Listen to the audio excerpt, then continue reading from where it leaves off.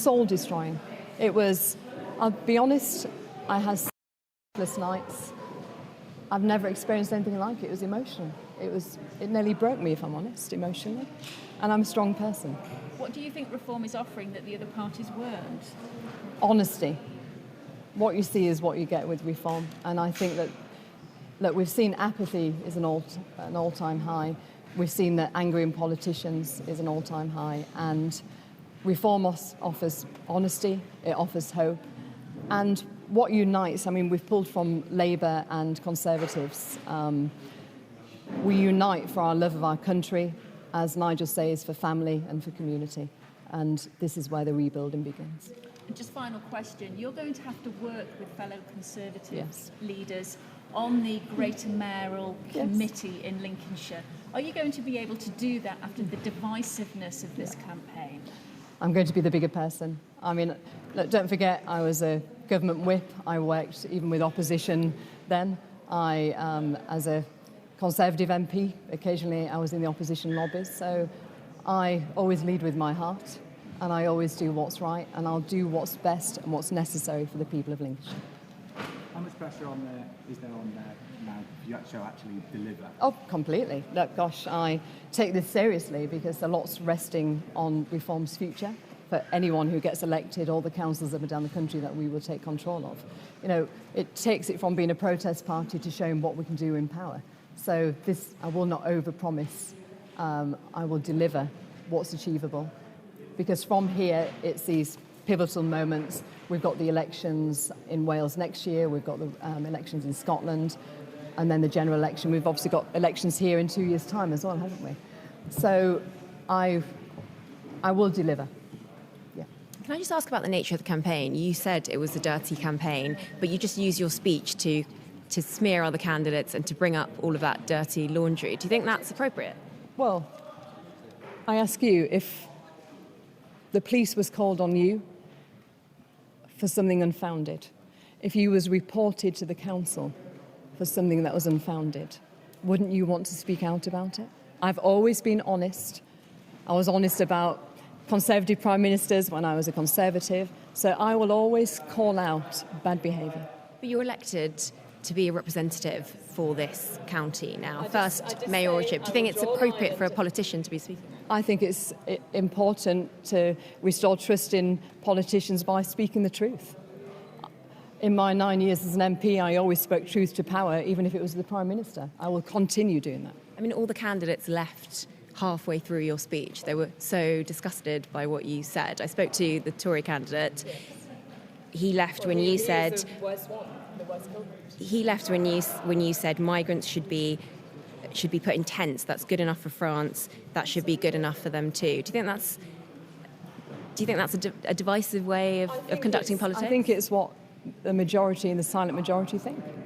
That's what you think of migrants. That's where they should. And well, illegal migrants, people come here illegally. They should be put in tents like they do in France. People are seeking asylum should also be put in tents. Well, I think genuine asylum seekers, you know, like Ukraine, etc., that's a different matter. And then you also accused one candidate of, she said you were parachuted in, and you made a comment about her South African accent. What did you mean by that? What I meant is, how can they say I've been parachuted in when I spent most of my life in Lincolnshire, school, Why mention the accent, sorry? Because the irony of saying someone's been parachuted in who's not even from the country. I mean, I went to school, college, university, so I think... So someone who's got an accent can't be from this county? I think, actually, I'm not even going to answer any more of your questions. I think that your questioning is quite divisive. You're looking into things when it was a little play with words, it was a little joke because of the irony. Do you not understand irony? The only reason I'm asking is because Reform get a reputation for these divisive politics. Questions. Thank you very much. Thank you. A sensible question. Thank you. My first day on the job is going to actually work with the councillors, and because we've got, you know, we could potentially have a Reform-led council, so I want to support those, because we cannot fail. You know, we've got to deliver for the people of Lincolnshire.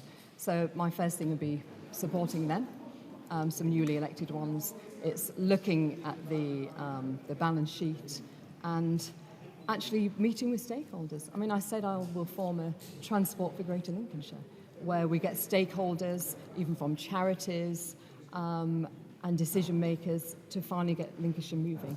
I will set up a Lincolnshire-wide business association where we will unite the county, businesses, the great industries, and to ensure that they've got a voice and to push back actually on the government with policies that are not working.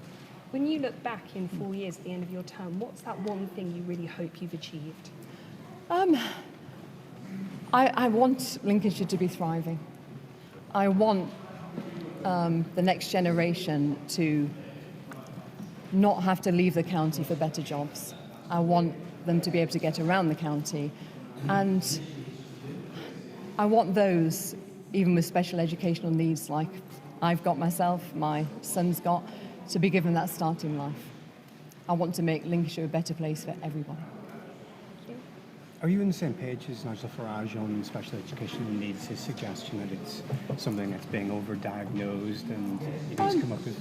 But look, I did see his further comments. I think it has been taken out of context. But look, I've got a reputation of fighting for special educational needs for many years, and I've got a son who's got special education needs, so I'll always fight for it. It's okay to disagree with people in your party, so you disagree with him on his analysis of that? Well, I'm not saying I disagree. I think his words have been taken out of context. So, look, I'll always speak up for what I believe in, and yeah, absolutely. Okay. What do you mean by you'll always fight with British people in the queue first of all? Practically, what will that sort of involve in terms of policies that you have some power over going forward? I mean, for example, if you look in Boston, which Rich is an MP, aren't you, Richard? 25% of social housing goes to people not being born in this country. I mean, I found that quite difficult because I was an MP for 9 years, and I had single parents waiting 8 or 9 years to even get a house, and that just doesn't seem fair to me. That's not something you will have power No, over. but you can do political. Well, you're in charge, responsible for housing, aren't you? House building. But what you can do is put political pressure on. Political pressure can go a long way, and I will do that.